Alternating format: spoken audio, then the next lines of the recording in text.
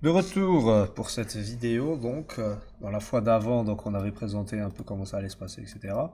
Donc là j'ai fini d'écrire à peu près les stats dans lesquels je vais commencer. Évidemment je pourrais les changer, je pourrais en rajouter, en enlever, c'est pas un problème. Mais on va commencer avec ça, c'est une bonne base. Donc pour ce qui est de l'offense, le 3 points, le 2 points, shoot ici, et le dunk.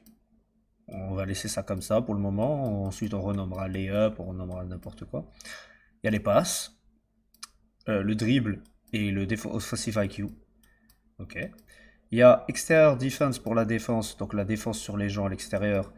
Interior defense pour tout ce qui est ici, le steal, les blocs et la defensive IQ. Ok. Et pour ce qui est du reste, il y a le height, donc la taille des joueurs, c'est important.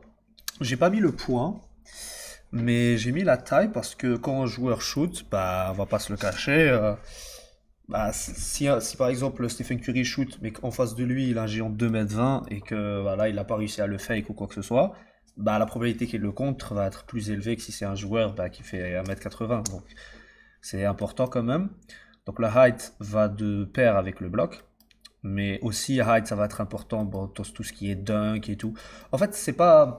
Ça va plus rajouter de la probabilité. Par exemple si tu montes au dunk et que tu fais 2,10 m et qu'en face de toi, le défendeur, bah, lui, il fait 1,90 m, ta probabilité de dunk va être plus grande. Même si ton dunk, la statistique de ton dunk en tant que joueur de 2,10 m est pas très élevée, ça va quand même te donner un avantage. Enfin bref, strength, c'est pour les mêmes raisons. Strength, ça va surtout être utile pour le poste ici à l'intérieur.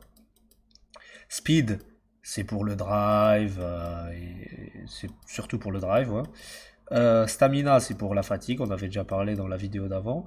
Defensive rebound et offensive rebound, quand son nom l'indique, c'est voilà, c'est la stat qui va permettre donc de déterminer est-ce qu'un joueur est bon au rebond ou pas.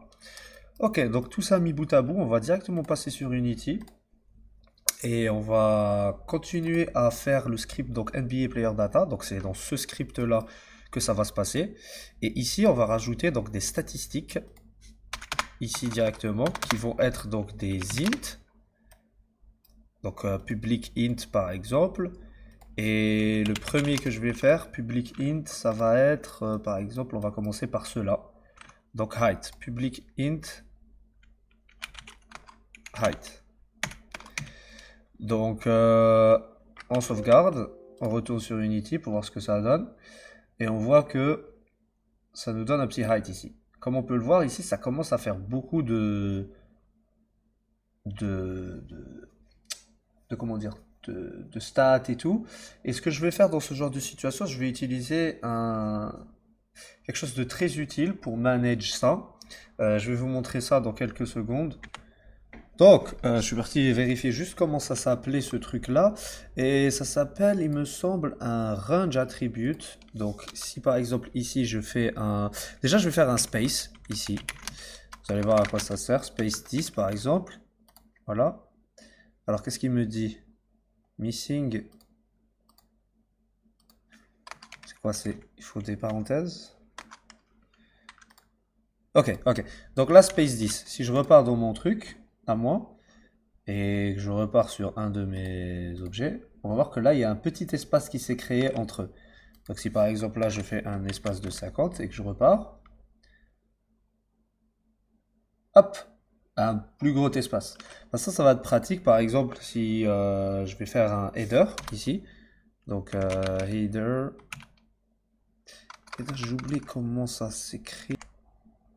Donc, ça s'appelle un header, effectivement, mais j'ai oublié comment le faire. Header attribute. Euh, Ok, donc c'est comme ça, comme l'autre. Je mets à l'intérieur un truc et je ferme. Ok. Donc là, le header, ça va être donc stats, par exemple.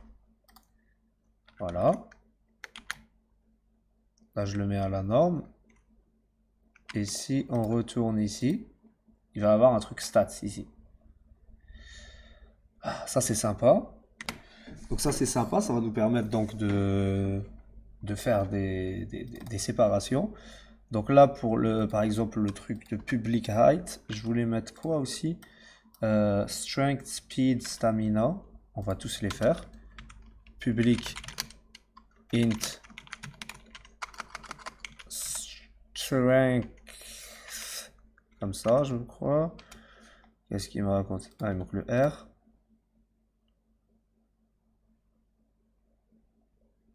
Ok. Public int speed.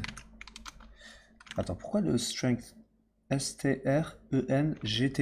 T-H. Je suis bête. Voilà. Il corrige même les fautes d'orthographe, ce truc. Speed, stamina, defensive rebound. Stamina, donc voilà, stamina. Et public int defensive rebound. Et public int offensive rebound. Donc voilà pour le moment les différents. Ensuite, on va faire un espace. Et un truc pas stats, mais offensive stats. Et là, c'est plus basic stats. Et il va y en avoir un autre. Ça va être defensive stats. Ok, donc il faut au moins que j'écrive un truc. Donc je vais les écrire là maintenant. Donc j'ai fini d'écrire les stats. Bon, c'était pas très intéressant. Donc on a les basic stats, offensive stats et les defensive stats, pardon. Et là, si je pars ici, hop, elles vont toutes être visibles ici. Donc quand je vais créer un nouveau joueur, ici, billet player, je vais mettre... Ah purée, le fameux Marcus Smart. Je pourrais mettre ici donc toutes ces statistiques, une à une, ainsi que quelle est sa position, etc. Donc c'est très facile de créer un joueur NBA, il suffira de lui mettre voilà, les stats, etc. Maintenant, c'est pas ouf comme ça de mettre des nombres, ça serait mieux d'utiliser des sliders. Donc les sliders, c'est un peu des, comme son nom l'indique, c'est des slides, c'est des trucs qu'on fait quand... Voilà, là par exemple, je peux obtenir des nombres négatifs, c'est pas ouf, et je peux aller au-dessus de 100. Et je pense pas que ce soit ouf. Donc ce qu'on va faire, c'est qu'on va utiliser des sliders. Pour utiliser des sliders, alors de souvenir, il faut mettre un truc range. Et là, par exemple, si je mets entre 0 et 100, ok, on va voir ce que ça donne pour la strength. Voilà.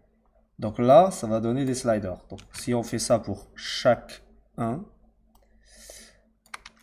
hop, hop, hop, hop, hop,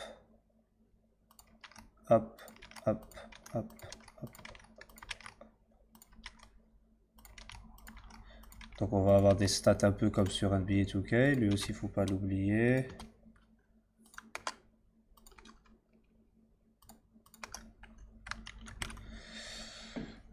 Ça va nous donner donc des sliders pour chacune d'entre eux. Et voilà, donc on pourra jouer avec les sliders pour up et nerf des certains joueurs.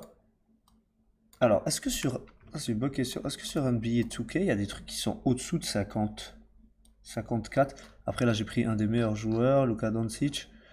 Qu'en est-il si je prends un des pires joueurs? Comment je check? Classic Team.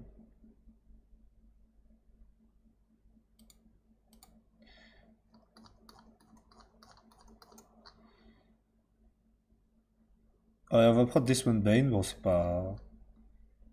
Il a 52, il a rien au-dessous. Ah si, si, si, si, si, complètement.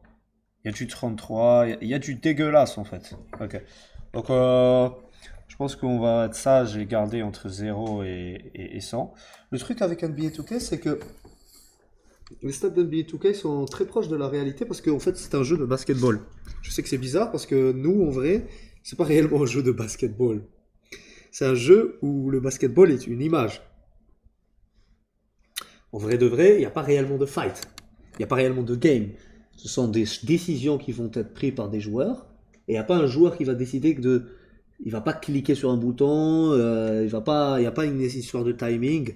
Donc, si par exemple Stephen Curry, son 3-point shoot, il est à... Il est où le... Long run shoot, voilà. Il est à 99 par exemple. 98, allez 99. Et qu'il y a un autre joueur, je sais pas moi, LeBron James, on va le mettre à 90. Comme sur 2K, supposons que sur 2K ce soit comme ça. Le problème c'est que va falloir trouver en fait Ah, je sais pas, peut-être c'est la meilleure chose à faire, mais ça sera beaucoup moins comme TFT et plus comme 2K. C'est-à-dire que les joueurs, ça va vraiment être des stats machines. Genre, il faudra étudier leurs stats pour voir quels joueurs sont meilleurs et tout, plus que avec ces choses-là, ça va être difficile de les rendre plus utiles, quoi. Alors je vais essayer de m'expliquer. En fait, sur TFT, quand tu prends un champion, en général, il a une force, une utilité. Ça, il fait des dégâts magiques, lui, il tank, lui, il fait des dégâts AD. Et voilà quoi, c'est un peu ce qui fait un peu je pense, le goût un peu du jeu, c'est que tu as une composition tank, tu as une composition qui fait des dégâts, tu as une composition qui fait des mages, tu as une composition hybride. Bah là, en fait, si on utilise des stats comme ça, bah, grosso modo, Stephen Curry, il va pas pouvoir tirer son épingle du jeu énormément au shooting parce qu'il va y avoir plein de joueurs qui vont être pas trop loin de lui. Et ça sera difficile de montrer une différence flagrante entre 99 et, je sais pas moi, 95, 94. Donc, faut que je réfléchisse par rapport à ça, mais pour le moment, ça fait l'affaire. Pour le moment, on va utiliser ce système-là. Donc, les statistiques des joueurs, ils vont être là. Évidemment, si je pars et que je reviens, elles sont sauvegardées, hein, c'est un peu le but de tout ça. Et voilà, donc c'est super intéressant, hein, ça nous permet de faire des statistiques pour chaque joueur. Je peux créer de nouvelles statistiques juste en écrivant une nouvelle ligne ici. Et je peux en enlever juste en la supprimant. Donc c'est super pratique. Et voilà pour cette vidéo. Bon, je pense que c'est fini. Pour la prochaine vidéo, je vais voir ce qu'on va faire. Mais pour le moment, donc on a un nice UI. On a parlé longuement de game design. Donc on a une meilleure idée de comment va se produire une game. Et on a également mis en place les statistiques. Donc maintenant, peut-être serait-il temps de commencer à montrer à quoi vont servir les statistiques. Et pour cela, je pense qu'il faudra parler donc de la team. Comment va se dérouler cette histoire de team. Donc à toutes pour la prochaine vidéo et prenez soin de vous. À toutes.